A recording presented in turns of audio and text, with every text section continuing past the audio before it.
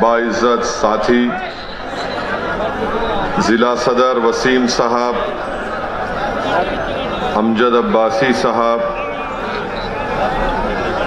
मोहतरम जनाब रिजवान अहमद साहब, मरगूब हुसन साहब, बिलाल साहब, मुस्तफ़ीज़ साहब, एहकाम साहब, राव शुएब साहब, नौफल रुमानी साहब, महताब चौहान साहब, पवन राव अम्बेडकर साहब और उत्तराखंड के मजलिस के सदर जनाब नैयर काज़मी साहब, मेरे गयूर नौजवानों, बुजुर्गान कौम और मिल्लत, मेरी इज़्ज़तदार माँ और बहनों, सबसे पहले मैं आप तमाम का शुक्रिया अदा करता हूँ कि आपने अपना कीमती वक्त निकाल कर आज के इस जलसे में शिरकत की और यकीनन आप तमाम का यहाँ पर हज़ारों की तादाद में जमा होना इस बात का पैगाम देता है कि इंशाअल्लाह ताला आप तमाम मजलिस इत्तेहादुल मुस्लिमीन की कामयाबी और कामरानी के लिए जो मेहनत और जुस्तजू कर रहे हैं, इंशाअल्लाह ताला आने वाले विधानसभा असम्बली के इंतखाबात में ज़रूर मजलिस इत्तेहादुल मुस्लिमीन के तमाम उम्मीदवारों को आप अपनी दुआओं से, अपनी सरपरस्ती से और अपनी ओट से कामयाब और कामरान करेंगे। मेरे अजीज दोस्तों और बुजुर्गों, ये मेरी खुशकिस्मती है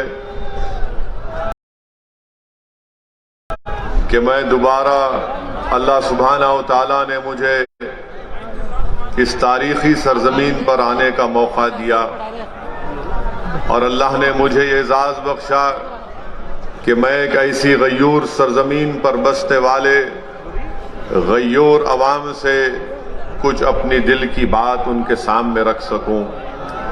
यकीनन ये तारीखी जगह है जहां से हमारे उलमाए कराम ने अंग्रेज़ों के खिलाफ ना सिर्फ जिहाद का फतवा दिया बल्कि इस मुल्क को 200 साल की अंग्रेज़ों की गुलामी से अगर छुड़ाने का किसी ने काम किया तो इसी सरजमीन पर बसने वाले वो मोअज़्ज़िज़ उलमाए कराम थे जिन्होंने इस मुल्क को अंग्रेज़ों की गुलामी से आज़ाद कराने के लिए एक बहुत बड़ा अहम रोल अदा किया।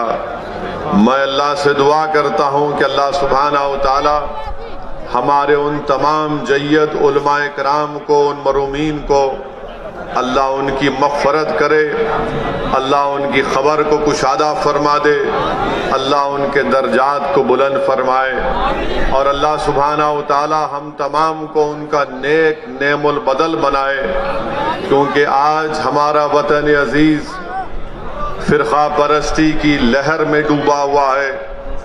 आज हमारा वतन अजीज़ नफ़रतों की फ़िज़ाओं में डूबा हुआ है। इसीलिए हमारे बुजुर्गों के कुर्बानियों को हमको सामने रखकर दोबारा हमको जद्दोजहद का आगाज़ करना है और जहां पर हमारे बुजुर्गों ने इस मुल्क को अंग्रेज़ों की गुलामी से आज़ाद करवाया, मैं आपसे अर्ज़ करने आया हूं कि आज मौजूदा दौर में हमको हमारे मुल्क में जो नफ़रतों की फ़िज़ाओं में इजाफा किया जा रहा है, जो भेदभाव किया जा रहा है, एक तरीक़े से हुकूमतें अक़लियतों को दबाने और कुचलने की बातें कर रही हैं। आज हमको दोबारा एक जद्दोजहद का आगाज़ करना पड़ेगा ताकि इस मुल्क को हम फ़िरक़ा परस्ती के जहर से पाक कर सकें, ताकि हम इस मुल्क को मुसलमानों की नफ़रत से पाक कर सकें, ताकि हम इस मुल्क की जो यहाँ पर हमारे बुजुर्गों ने आज से 70, 75, 80 साल पहले हमारे बुजुर्गों ने नारा दिया था कंपोजिट कल्चर का, इंडियन नेशनलिज्म का, आज हमको उस इंडियन नेशनलिज्म को बहाल करना है। आज हमको और आपको मिलकर अगर हम खराजी अकीदत पेश करना चाहते हैं रेशमी रूमाल के तहरीक के बानियों को, तो अल्लाह अगर उनकी रूहों को जबान देगा तो रेशमी रूमाल तहरीक चलाने वाले बुजुर्गों की रूहें हमको आज पुकार पुकार कर कह रही है कि हमने अपना सब कुछ कुर्बान कर दिया। हमने माल्टा की जेलों में मुश्किलात और मसाइब और मुश्किलात का तूफान का सामना किया। आज वो हमसे पुकार रही है कि जो ताकतें आज इस मुल्क को इंडियन नेशनलिज्म के बजाय हिंदू नेशनलिज्म में डुबोना चाहती है, हमको इंडियन नेशनलिज्म को कामयाब करना है, हमको कॉम्पोजिट कल्चर को बरकरार रखना है, क्योंकि यही हमारे बुजुर्गों ने पाकिस्तान की बनाने की मुखालिफत इंडियन नेशनलिज्म पर की थी, कॉम्पोजिट कल्चर पर की थी। मेरे अजीज दोस्तों और बुजुर्गों, मेरी आपसे एक ही गुजारिश है कि हमको इंडियन नेशनलिज्म को कामयाब करना है। नरेंद्र मोदी हिंदू नेशनलिज्म की बात करते हैं, हम इंडियन नेशनलिज्म की बात करते हैं। यहाँ पर मौजूद जो मोदी के चाहने वाले मीडिया के चमचे हैं, वो जरूर हमसे सवाल करेंगे कि असदुद्दीन ओवैसी, तुम ये बताओ कि मोदी ने कहाँ कहा था हिंदू नेशनलिज्म की बात। तो मैं उन मीडिया के, उन मोदी के भक्तों से कहना चाह रहा हूं कि आप नरेंद्र मोदी के राइटर्स का इंटरव्यू पढ़ लीजिए उठाकर, जहां पर नरेंद्र मोदी ने इस तरह की बात की थी। हम इंडियन नेशनलिज्म की बात कर रहे हैं, हम इस्लामिक या मुस्लिम नेशनलिज्म की ना कभी बात किए ना कभी करेंगे इंशाअल्लाह ताला। हम कॉम्पोजिट कल्चर की कामयाबी के लिए हमारे बुजुर्गों ने काम किया। ये और बात है कि कांग्रेस पार्टी हो, समाजवादी हो, बहुजन समाज पार्टी हो या पुरानी लोकदल हो, इन्होंने इंडियन नेशनलिज्म को खत्म करने की बात की, मगर आज असदुद्दीन ओवैसी मजलिस-ए-इत्तेहादुल मुस्लिमीन के इस प्लेटफॉर्म से खड़े होकर आप तमाम गयूर लोगों के सामने इस बात को दोहरा रहा है और आपके सामने अहद ले रहा है कि हम इंडियन नेशनलिज्म की बरकरारी के लिए काम करते आए हैं और इंशाअल्लाह ताला उसके ऊपर काम करते रहेंगे। मेरी आपसे एक ही गुजारिश है कि आप मजलिस-ए-इत्तेहादुल मुस्लिमीन का साथ दीजिए। ये सहारनपुर की एक तारीखी सरजमीन है, यहाँ पर चप्पे चप्पे पर हमारे बुजुर्गों की कुर्बानियों की निशानियां हैं। यहाँ पर हमारे बुजुर्गों की मेहनत और जुस्तजू और उनकी मेहनत का रंग आज अब हम देख रहे हैं। मेरे अजीज दोस्तों और बुजुर्गों, इस मुल्क में जो नफरत की फिजाओं में इजाफा कर रहा है, इस मुल्क में जो मुसलमानों से उनकी तबाही और बर्बादी की जो बातें की जा रही हैं, हमको जमहूरी तरीके से उसका मौसर जवाब देना है। मुझे अफसोस इस बात का होता है कि जो लोग आज मुझे फिरका परस्त कहते हैं, जो मेरी पार्टी को फिरका परस्ती का इल्जाम हम पर लगाते हैं, हम इनसे एक ही सवाल करना चाहते हैं। बताओ, उत्तराखंड के हरिद्वार में जो धर्म संसद के नाम पर जो मुसलमानों के खिलाफ बातें की गई, इस पर आप अपनी खामोशी कब तोड़ेंगे?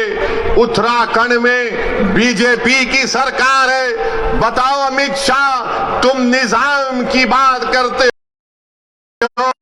उत्तराखंड में तो आपका निजाम है। आपके निजाम के तहत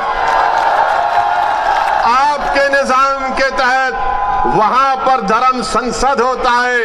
पूरी बीजेपी की सरपरस्ती में उत्तराखंड हरिद्वार में धर्म संसद होता है।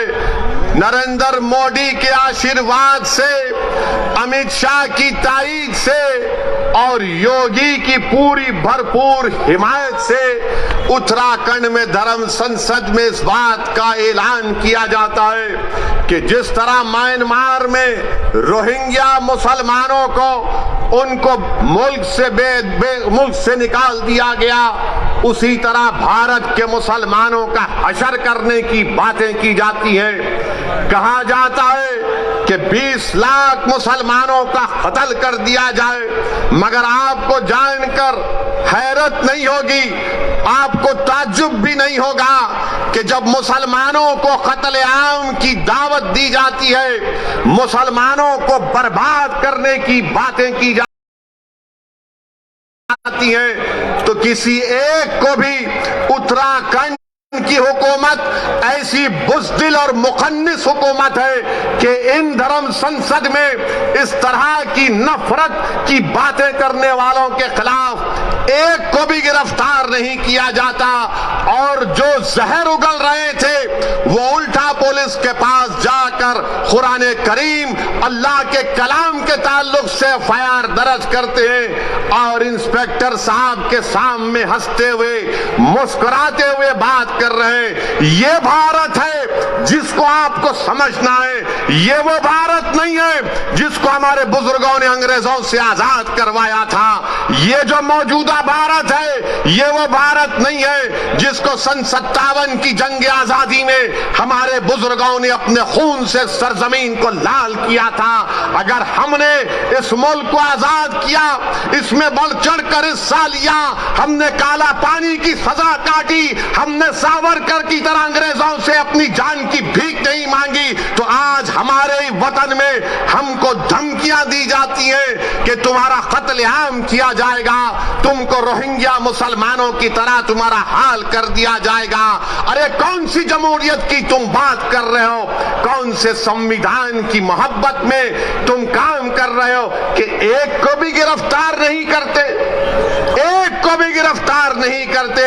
बताओ नरेंद्र मोदी, बताओ अमित शाह, बताओ उत्तराखंड की बीजेपी की सरकार आज तुम्हारी नाक के नीचे खड़े होकर भारत की सबसे बड़ी अक़लियत मुसलमानों से इस तरह की धमकियां दी जा रही हैं और कोई हुकूमत कोई बात नहीं करती।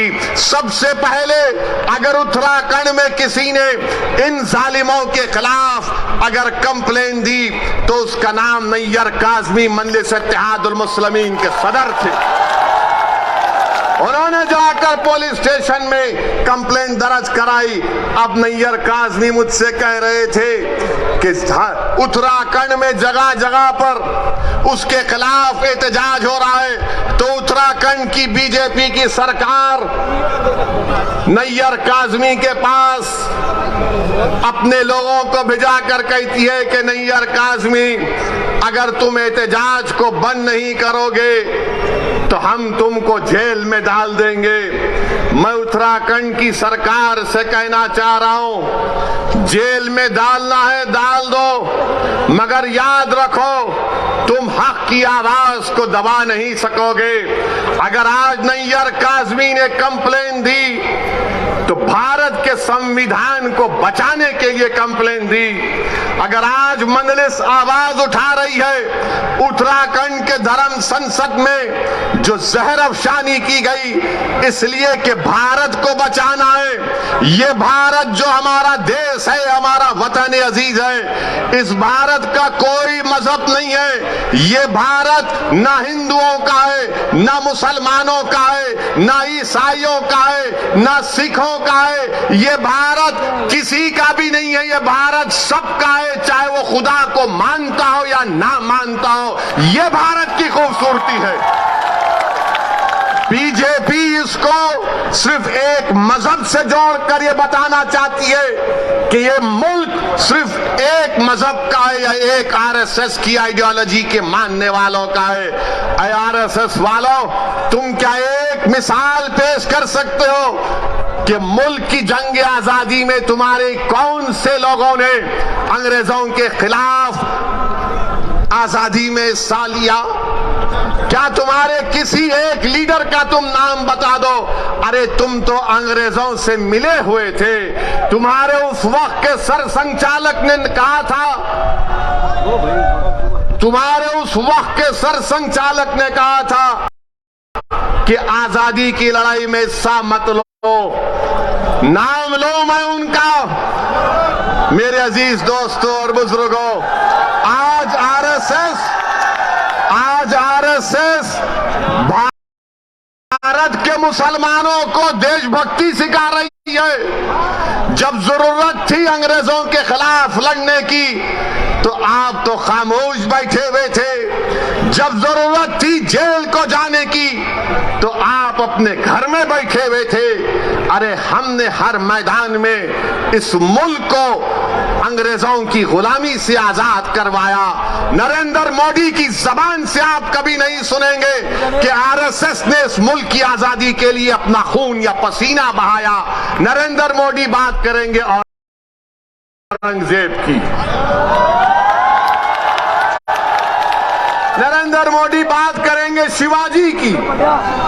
नरेंद्र मोदी कभी बात करो सन 57 की जंग आजादी में। बताओ ये लोग आज जो नफरत फैला रहे हैं इनका क्या रोल रहा? इनका कोई रोल नहीं रहा। बात करते हैं तो जिना की बात करते हैं। अरे इसी सरजमीन से हमने टू नेशन थियरी को रिजेक्ट किया, मुस्तरद किया। हमने इंडियन नेशनलिज्म और कॉम्पोजिट कल्चर की बात की थी। अगर आज हम यहां पर सहारनपुर में है, देवबंद में है, गंगा में है तो वो जिना के पैगाम को ठुकराने की सबसे बड़ी जीती जागती मिसाल है। मगर इनको सिर्फ जिना याद आता है। समाजवादी को भी आजकल जिन्ना याद आ रहे हैं। अखिलेश को भी जिन्ना जबान पर चढ़ गया। बीजेपी के तो दिल दिमाग पे चढ़ता ही रहता है। मेरे अजीज दोस्तों और बुजुर्गों, एक और धर्म संसद हुआ छत्तीसगढ़ में। कांग्रेस ने कहा जब बीजेपी कर सकती है तो हम क्यों पीछे हटे। कांग्रेस की सरकार छत्तीसगढ़ में, वहां पर धर्म संसद होता है और उस छत्तीसगढ़ रायपुर के धर्म संसद में कांग्रेस का कैबिनेट रैंक का मंत्री बैठा हुआ है। बीजेपी के बड़े बड़े नेता बैठे हुए हैं और उसमें से एक महाशय ने महात्मा गांधी को गाली दे दी, गोडसे की तारीफ कर दी और साथ में मुसलमानों के खिलाफ जहर बका। उसी धर्म संसद में यह भी कहा गया, अगर मैं कहूं आपके सामने तो यकीनन मुझे कहना पड़ेगा क्योंकि रिकॉर्ड है। रिकॉर्ड में उस रायपुर के धर्म संसद में क्या कहा गया, उसमें एक मोहतरमा भी थी। उनको मिसेस नहीं बोल सकते, उनको मोहतरमा कहना पड़ेगा। मैडम ने कहा, जोर नहीं दे रहे यार। मैडम ने कहा कि मैडम ने कहा कि धर्म संसद इसीलिए हम कर रहे हैं क्योंकि बच्चियां 18 साल की उम्र में दूसरी जात के लोगों के साथ भाग जाती है। मैडम आपको कैसे मालूम भाग जाती है? और फिर मैडम ने कहा कि धर्म संसद इसलिए कर रहे हैं, हमारे दलित भाइयों से कह रहा हूं, हमारे पिछड़े समाज के हमारे हिंदू भाइयों से कह रहा हूं। वो कह रही हैं कि इस मुल्क में रिजर्वेशन को खत्म कर देना चाहिए। ये मैडम ने कहा। एक ने कहा अगर इंसानियत को बचाना है, ये रामदास इनका नाम है, बच जाइए। रामदास ने कहा कि अगर इंसानियत को बचाना है तो मुसलमानों को खत्म कर दो। अगर वो बात असदुद्दीन ओवैसी आज उसका 5% भी कहता तो जितने मंच पर लोग में पूरे थानेदार हमको लेके चले जाते, अपना दामाद बना लेते जेल में। रामदास कह रहे कि इंसानियत को बचाना है तो मुसलमानों को खत्म कर दो, और एक मोहतरम कह रहे कि हमको हिंदू राष्ट्र बनाना है। ये कांग्रेस की सरकार है, कांग्रेस बीजेपी दोनों बैठे हुए हैं, मगर केस किस पर बुक हुआ? वो आदमी पर बुक हुआ जिसने गांधी को गाली दी थी। क्या गांधी भारत के मुसलमानों से बड़ा है? मेरा मानना यह है कि गांधी भी बराबर है, भारत का हर नागरिक बराबर है। अगर गांधी को गाली दी गई और मुसलमान को गाली दी गई तो दोनों पर केस बुक होना चाहिए। मगर अब कल शाम से देखेंगे हमारे मीडिया के दोस्त, जिनके चहीते हम सुसरे हैं, इनके पप्पा मोदी हैं,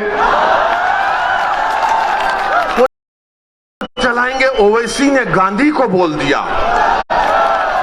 हम ये पूछ रहे हैं कि गांधी को गाली देने पर मुकदमा अगर हो सकता है तो मुसलमान को खत्म करने का मुकदमा क्यों नहीं होगा? तुमको अगर गांधी से मोहब्बत है तो भारत के मुसलमानों से ही मोहब्बत रखो, क्योंकि गांधी ने भूख हड़ताल की थी पार्टीशन के वक्त, जब मुसलमानों को काटा जा रहा था फसादात में। एक दिन नहीं, 2 दिन नहीं, गांधी ने कई दिन भूख हड़ताल की, और इस शर्त पर अपनी भूख हड़ताल को गांधी ने खत्म किया था कि मुसलमानों की जान और माल की हिफाजत करनी चाहिए। कुतुबुद्दीन बख्तियार काकी के आस्थाने को जला दिया गया था, गांधी ने कहा कि उसको बनाना पड़ेगा, मैं भूख हड़ताल खत्म करूंगा। अरे गांधी से मोहब्बत है तो मुसलमानों से नफरत क्यों है? तुमको बताओ हमको। मेरे अजीज दोस्तों और बुजुर्गों, ये बात को आपके सामने इसलिए बयान कर रहा हूं ताकि ये जो रात अंधेरी है, मैं पिछले 5 साल से कह रहा हूं, मेरी तकारीर उठा कर देख लो कि अंधेरी रात लंबी रहने वाली है। ये अंधेरी रात लंबी रहने वाली है, याद रखो मेरी इस बात को। हाँ, इस अंधेरी रात में सेकुलर जहन रखने वाले हमारे हिंदू भाई आज भी हैं, जो अंधेरी रात में जुगनू की तरह चमक कर कुछ उम्मीद की शमा जलाए बैठे हैं। मगर याद रखो, ये अंधेरी रात है जो नफरत फैला रहे हैं, ये भारत के दुश्मन है जो मुसलमानों को खत्म करने की बात कर रहे हैं। ये भारत के दुश्मन है, ये भारत के संविधान के दुश्मन है, ये अंबेडकर के दुश्मन है, ये गांधी के दुश्मन है, ये मौलाना अबुल कलाम आजाद के दुश्मन है, ये मुजाहिदीन आजादी के दुश्मन है। मेरे अजीज दोस्तों और बुजुर्गों, अभी जनाब शौकत अली साहब ने जिक्र किया अपनी तकरीर में कि किसी ने कहा कि असदुद्दीन ओवैसी की गर्दन को काट देंगे। मेरी गर्दन की फिक्र मत करो, मेरी गर्दन की फिक्र मत करो। मैंने तो अशहदु अल्ला इलाहा इल्लल्लाह व अशहदु अन्ना मुहम्मद रसूलुल्लाह कहकर अपनी जान को अपने रब के हवाले कर चुका हूं। जन्नत के एवज में इंशाअल्लाह ताला अपनी जान को अपने रब के हवाले कर चुका हूं। वो मुझे खून के लुथड़े से जब बनाया है, जब वक्त आएगा चले जाएंगे।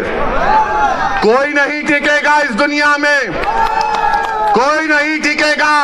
बड़े बड़े वजीर आजम आए, सबको जाना पड़ा, कितने प्रधानमंत्री आए, सबको जाना पड़ा, मैं भी जाऊंगा। तुम अपनी फिक्र करो, तुम अपनी फिक्र करो कि मेरी गर्दन काटेंगे।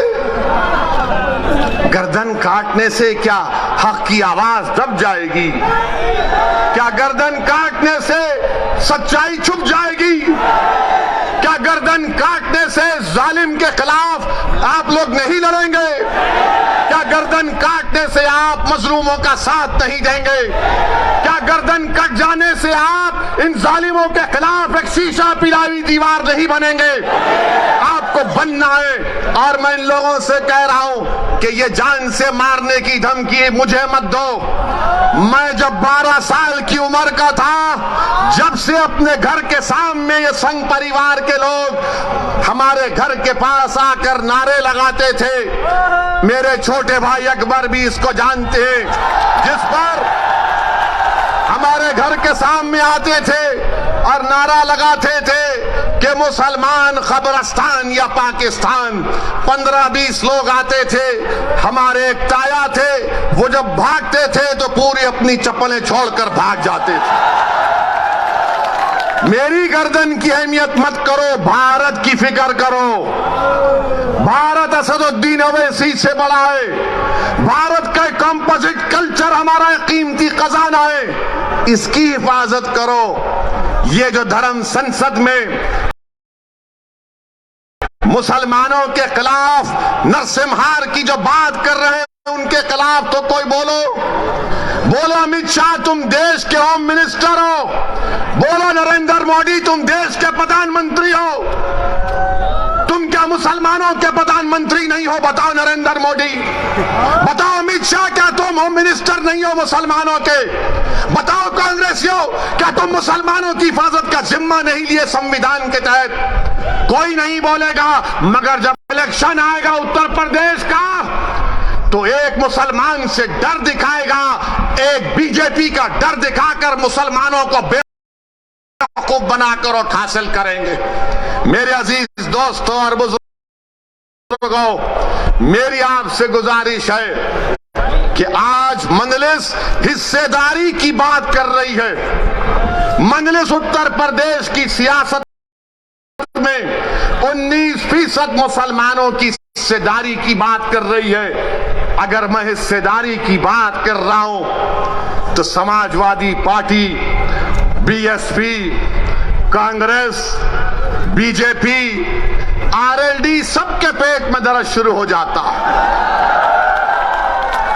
क्यों दर्द शुरू होता है? वो नहीं चाहते कि मुसलमान बराबरी पर आ जाए, वो ये चाहते हैं कि मुसलमान दरी बिछाता रहे, दरी बिछाता रहे, दरी बिछाता रहे। वो ये चाहते हैं कि मुसलमान दरी बिछाता रहे, उसको बेशर्म किया जाए, मगर उसके मुकद्दर में दरी बिछाना है। मैं तुमसे कह रहा हूं कि दरी अब तुम नहीं बिछाओगे, तुम कुर्सी पर बैठोगे और राज भी करोगे इंशाअल्लाह ताला। तुम अपने मुकद्दर के फैसले आप कर सकते हैं। बरसों आपने समझा कि नहीं कांग्रेस का साथ देंगे, कांग्रेस हमारे मुकद्दर के अच्छे फैसले करेगी। कांग्रेस ने क्या दिया हमको? शहादत बाबरी मस्जिद, हाशिमपुरा, मलियाना दिया।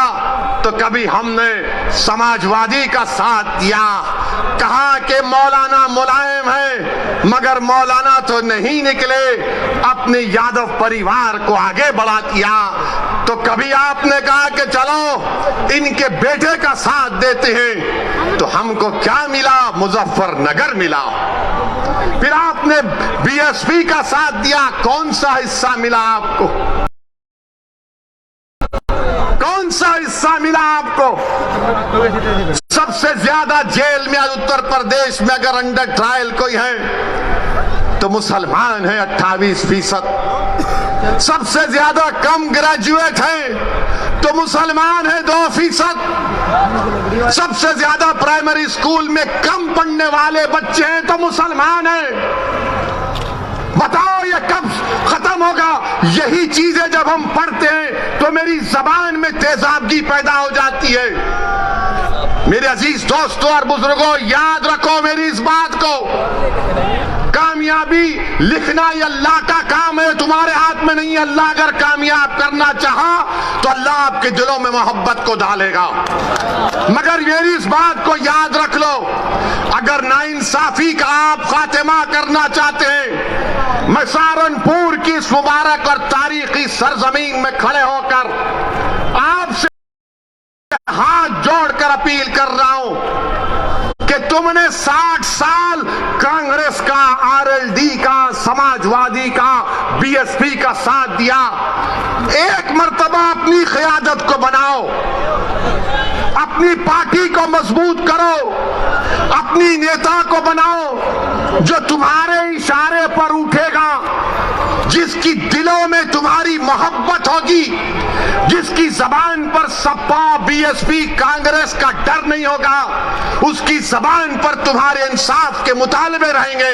वो तब होगा जब आप अपने वोट से मजलिस के उम्मीदवारों को कामयाब करेंगे और लखनऊ में उत्तर प्रदेश की विधानसभा को भिजाएंगे। लोग उठकर कहेंगे मेरे आज के इस भाषण के बाद के ओवैसी जज्बाती तकरीर तो करता है, मगर अगर मजलिस के 8-10 एमएलए विधायक जीत जाते हैं तो क्या होता है। 400 की विधानसभा में मुझे किसी ने कहा था, किसी एक सेकुलर पार्टी के एक शख्स ने पार्लियामेंट में मुझसे कहा था, अरे ओवैसी तुम उत्तर प्रदेश को जाते हो, गरम भाषण देते हो, मगर अगर तुम्हारे विधायक जीत जाएंगे तो क्या होगा। मैंने कहा सर अभी पार्लियामेंट में तकरीरें आकर बैठिए। उस वक्त हमने कहा आइए बैठिए। बोले क्या बोलोगे? मैं 4-5 मिनट हम बोलते हैं, बैठकर देखिए मजा आएगा। हमारा अल्लाह ने हमको बोलने की सलाहियत दी और फिर उसके बाद हम जब बाहर निकले हमने कहा बताओ कैसा लगा, तो कहा अगर तुम्हारी तरह बोलने वाले उत्तर प्रदेश की विधानसभा में पहुंच जाएंगे तो उत्तर प्रदेश में मुसलमानों की सफों में इनकलाब बर्पा हो जाएगा और इनकलाब बर्पा होगा इंशाअल्लाह ताला, इंशाअल्लाह ताला इनकलाब बर्पा होगा।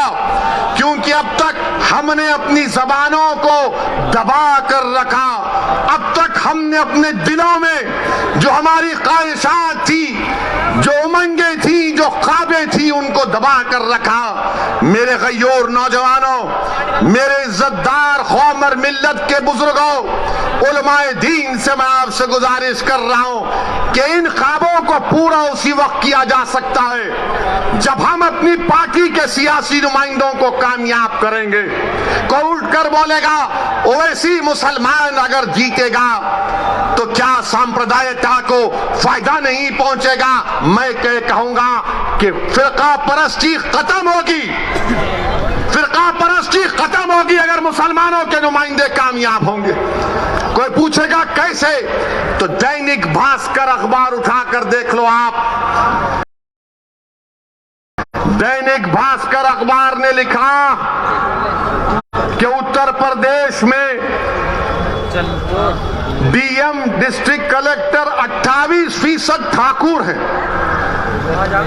और ब्राह्मण समाज के हमारे भाई 22% हैं और 5% दलित और शेड्यूल्ड ट्राइब से।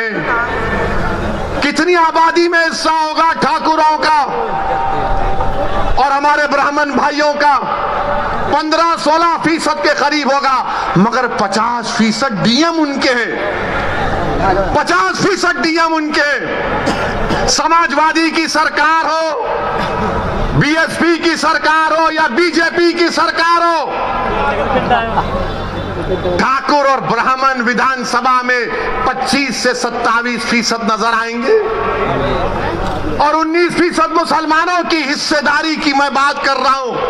नहीं, सांप्रदायिकता को फायदा मिलेगा, फिरका परस्ती बढ़ेगी। ये करेंगे तो बहुत अच्छा, ये दूध के नहले में हैं, ये बड़े पाकीज़ा हैं। और जब हम एक मजलूम कौम की इंसाफ की बात कर रहे हैं तो सब खामोश हो जाते हैं। मैं यहां पर हमारे हिंदू भाइयों से भी कहना चाह रहा हूं, असदुद्दीन ओवैसी और मजलिस किसी मजहब के खिलाफ ना थी, ना है, ना कभी रहेगी इंशाअल्लाह ताला। मैं यहां पर हमारे पिछड़े वर्ग के खास तौर से हिंदू भाइयों से कहना चाह रहा हूं, हमारे पिछड़े वर्ग के हिंदू भाइयों से कहना चाह रहा हूं, मेरी बात को आप याद रखो। आपको ठगा गया हिंदू एकता के नाम पर। पिछड़े वर्ग के हिंदू भाइयों से कहना चाह रहा हूं, मेरी बहनों से कहना चाह रहा हूं, आपको ठगा गया हिंदू एकता के नाम पर। और आपको क्या मिला? ठाकुरवाद आपको मिला, आपको ठाकुरवाद मिला। जिस तरह उत्तर प्रदेश के मुसलमानों को सेकुलरिज्म के नाम पर, समाजवादी के नाम पर वोट लिया गया, तो हमको क्या मिला? हमको यादववाद मिला, आपको ठाकुरवाद मिला। आओ मेरे पिछड़े वर्ग के हिंदू भाइयों, मैं तुम्हारे साथ काम करने के लिए तैयार हूं, मैं तुम्हारे साथ ठहर कर तुम्हारी लड़ाई लड़ने के लिए तैयार हूं। मैं हमारे दलित भाइयों से कह रहा हूं, मैं हमारे दलित भाइयों से कह रहा हूं, अगर आपको यह शिकायत है कि बीएसपी आपकी बात नहीं कर रही है, तो असदुद्दीन ओवैसी तुम्हारी बात करने तैयार है, तुम्हारे खिलाफ इंसाफ का मुतालबा करने के लिए तैयार है। और मेरे अजीज दोस्तों और बुजुर्गों, आप यहीं पर फिर ये लोग आके बोलते ओवैसी की तकरीर से हिंदू और मुसलमानों में नफरत की दीवार बढ़ गई। कौन सी मेरा जुमला है तकरीर का, निकाल के बताओ। कानपुर की मेरी एक तकरीर को 45 मिनट की तकरीर में 45 सेकंड निकाले ये आरएसएस के जाहिल लोग। बिल्कुल थम्स अप है। इनको सिर्फ 90 साल तक चड्डी पहन के लट फिराए थे, तो अचानक ख्याल आया यार 90 साल उम्र हो गई, पैंट तो पहन ले। तो पैंट पहना, तो क्या हमने क्या कहा था कानपुर में? एक 80 साल के मुसलमान को वहां की मुकामी पुलिस ने, और देने वाला एक दलित पुलिस का ऑफिसर था, जिसने कागज पर लिखकर कहा कि बोलो वैसी तुम्हारे समाज से इस तरह का सलूक किया गया था। मैं अपने उस दलित ऑफिसर को सलाम करता हूं। उसने कहा कि 80 साल के मुसलमान की पुलिस ने दाढ़ी लोची, उसको पीटा और उस पर पेशाब किया। तो मैं बोला उसके खिलाफ, तो आरएसएस ने यह कह दिया कि ओवैसी ने हिंदुओं के खिलाफ कहा। मगर जब हमने पूरा 2 मिनट का वीडियो डाला, तो पूरे अपने बगलों में अपने चप्पल को रखकर भागना शुरू कर दिया। और अभी हम सुने कि बड़ा विकास उत्तर प्रदेश में हुआ। बाबा थकते नहीं हैं, मोदी थकते नहीं हैं, अमित शाह थकते नहीं हैं। हम बाबा से, योगी से, मोदी से पूछना चाहते हैं, 29 दिसंबर को सहारनपुर में आंख के कैटरैक्ट का ऑपरेशन हुआ था, जिसमें से 27 लोगों की बीनाई चले गई। बताओ योगी आदित्यनाथ, ये आपकी सरकार में आंख का ऑपरेशन हुआ कैटरैक्ट का, सबकी बीनाई चले गई 27 लोगों की। तो अमित शाह बोलेंगे निजाम, एन से नसीमुद्दीन कह दिया, आई से इमरान कह दिया, जेडे से आजम खान कह दिया, और एम से बहरहाल कुछ कहा, हाँ उनका नाम कह दिया। अब ये अमित शाह को बड़ी मोहब्बत हो गई उर्दू से, उर्दू से बड़ी मोहब्बत हो गई अमित शाह आपको, आपका निजाम। अरे हम तो ये तय करे हैं कि उत्तर प्रदेश के हाकिम वक्त को बदलेंगे इंशाअल्लाह ताला। उत्तर प्रदेश के हाकिम वक्त को बदलेंगे। और नरेंद्र मोदी, हम आपसे कह रहे हैं कि नरेंद्र मोदी के 3 यार हैं। नरेंद्र मोदी के 3 यार हैं। हमारे साथ बोलिए। एक ड्रामा, दूसरा फसाद, तीसरा अत्याचार। नरेंद्र मोदी के 3 यार, ड्रामा, फसाद, अत्याचार। अब अमित शाह का जवाब देना है। हम किसी का कर्जा बाकी नहीं रखते। अब नसीमुद्दीन का नाम लिए, कांग्रेस पार्टी तो नहीं बोलेगी। बोलेंगे नसीम का नाम लेंगे तो हमारे वोट नहीं मिलेंगे। कांग्रेस इमरान का नाम नहीं लेगी, बोलेंगे हमारा क्या होगा। समाजवादी आजम का नाम नहीं लेगी। मगर हम योगी और अमित शाह से कहना चाह रहे हैं, उत्तर प्रदेश में अगर योगी राज है, योगी राज है ना, तो राज अंग्रेजी में आता है RAJ, होता है ना, RAJ। तो R से क्या आता है? रिश्वत। A से क्या आता है? अपराध या फिर आतंक। और J से क्या आता है? जातिवाद। अमित शाह आपका कर्जा अदा हो गया। योगी राज में R से रिश्वत, A से अपराध, J से जातिवाद। अब बताओ, अब आप दूसरा बोलो, फिर इसका जवाब मिलेगा। समाजवादी के अखिलेश नहीं बोलेंगे। अखिलेश बोलेंगे हमने रोड बनाए। कुछ हुआ तो अखिलेश बोलेंगे मैं तो उसका उद्घाटन कर चुका था। कोई जवाब नहीं देंगे भैया।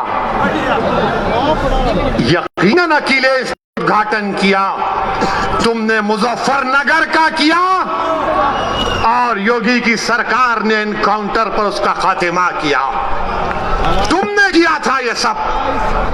तुमने जो कुछ शुरू किया उसको बीजेपी ने मुकम्मल किया। आज मेरे अजीज दोस्तों और बुजुर्गों, यही बात हम आपसे कहने आए हैं कि आज ये बेहद विधानसभा में पीने के पानी की किल्लत है, बहुत पानी की पीने की किल्लत है। सहारनपुर कमिश्नरेट है, बस डिपो नहीं है, नालियों की सफाई नहीं होती, बरसात में पानी आ जाता है। मगर बाबा विकास की बात करते हैं, बाबा विकास की बात करते हैं। मेरे अजीज दोस्तों और बुजुर्गों, हम आपसे यही अपील करने आए हैं कि आने वाले विधानसभा और असेंबली के इंतखाबात में मजलिस का साथ दीजिए। मैंने ये फैसला किया और फिर कह रहा हूं, हमने ये कहा कि हम कांग्रेस और बीजेपी को छोड़कर किसी से भी अलायंस करने के लिए तैयार हैं। तो सुनिए, तो एबीपी के चैनल पर एक मशहूर जर्नलिस्ट है पंकज साहब ने अखिलेश से पूछा कि आप ओवैसी से समझौता क्यों नहीं कर लेते। तो अखिलेश ने जवाब दिया कि ओवैसी पर बहुत से इल्जाम लगते हैं। अखिलेश साहब, इल्जाम तो हम पर ही लगता है ना, आप पर तो कुछ नहीं लगता। रिवर फ्रंट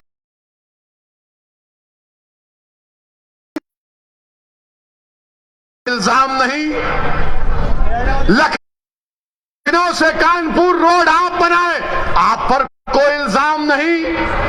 आपने सब कुछ किया, आपके 10-10 उंगलियां घी में थी, मगर आजम पर इल्जाम लगा बकरी चोरी का और भैंस चोरी का। ये इल्जाम सिर्फ हम पर लगता है। ये 60 साल से हम पर इल्जाम लग रहा है, कभी आतंकवाद का, कभी फिरका परस्ती का, कभी पुलिस को मारने का, तो कभी किसी और इल्जाम का। अखिलेश यादव साहब, इल्जाम तो भारत के मुसलमानों के मुकद्दर का हिस्सा बन चुका है। अब हम इल्जामात की फिक्र नहीं करेंगे। सुन लो अखिलेश यादव, मुझे तुमसे कोई सर्टिफिकेट की जरूरत नहीं है। मैं इस जनता के दरमियान में जाकर अपनी दिल की बात करूंगा और इनके दिल को जीतूंगा और इनसे वोट का मुतालबा करूंगा। तुम क्या दोगे? तुम 11% यादव हो, हम 19% मुसलमान हैं। अगर तुम मुख्यमंत्री बने और जनाब मुलायम सिंह बने तो मुसलमानों के वोट की खैरात से बने। तुम याद रखो इस बात को। हम पर इल्जाम, अरे हमारे पे कुछ इल्जाम लगा, हमारी तारीख गवाह है, हमारी नबी की सीरत की किताबें पुकार पुकार कर कह रही हैं कि जिस पर इल्जाम लगता है अल्लाह उसको कामयाब करता और करेगा इंशाअल्लाह ताला। इल्जाम है, कोई बात नहीं है, मगर याद रखो, चुनाव के बाद बच्चों की तरह नहीं रोना। चुनाव के बाद बच्चों की तरह सिसक सिसक कर नहीं रोना। हम तो रोते हैं अपने रब के सामने हाथ उठाकर। हम इन जालिमों के सामने अपनी बेबसी का इजहार नहीं करते, हम रब्बे कायनात के सामने अपनी बेबसी का इजहार करते हैं, क्योंकि वो गफूर रहीम है, वो सत्तार है, वो गफ्फार है, वो लतीफ है और अल्लाह हमको कामयाब और कामरान करेगा।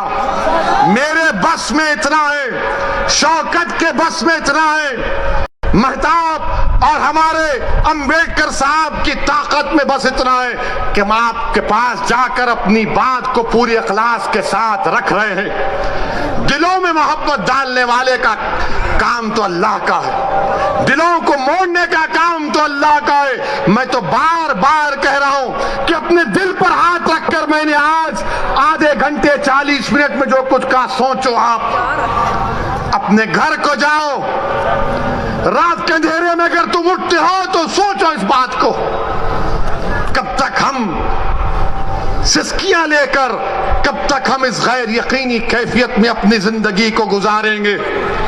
भारत की जमहूरियत, अंबेडकर का बना हुआ संविधान हमको इस बात की इजाजत देता है कि हम सियासत में अपने नेता को अपनी हिस्सेदारी की बात करें, हिस्सेदारी के हिस्सा लें और अपनी क़यादत को, सियासी लीडरशिप को बनाएं। इससे भारत मजबूत होगा, इससे भारत का संविधान मजबूत होगा।